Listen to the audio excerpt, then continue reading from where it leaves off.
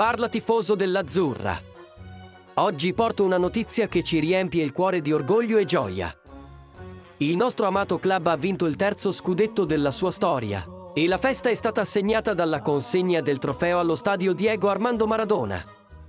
Immergiamoci in questo storico traguardo e ascoltiamo le commoventi parole di Kvaratskhelia dopo il match contro la Sampdoria. Premi già il pulsante mi piace se sei napoletano nel cuore.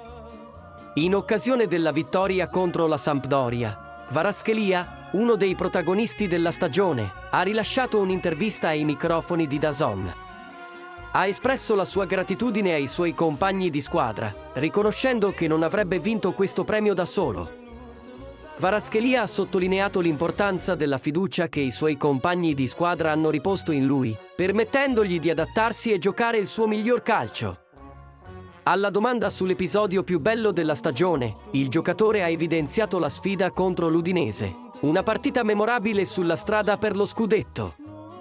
Kvaratskhelia ha detto che le immagini di quella partita saranno indimenticabili nella sua memoria. Tuttavia, ha anche sottolineato che questo traguardo è solo il primo passo verso maggiori soddisfazioni in futuro. Kvaratskhelia ha colto l'occasione per ringraziare i georgiani che lo sostengono e seguono la sua carriera. Ha sottolineato che i tifosi non si sono innamorati solo di lui, ma anche della città di Napoli.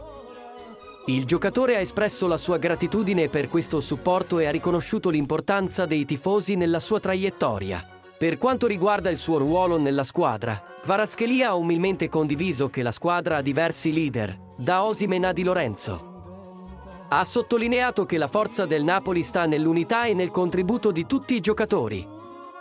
Queste parole di Kvaratskhelia testimoniano lo spirito di squadra e la determinazione che hanno portato il Napoli a vincere il tanto sognato scudetto.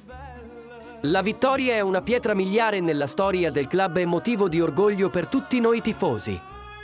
Ora è il momento di festeggiare, ma anche di guardare al futuro con ottimismo.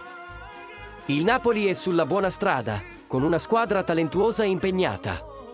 Crediamo che arriveranno altri grandi momenti e che continueremo a scrivere la nostra storia di successo. E tu, tifoso napoletano? Qual è stato il tuo momento preferito di questa storica stagione?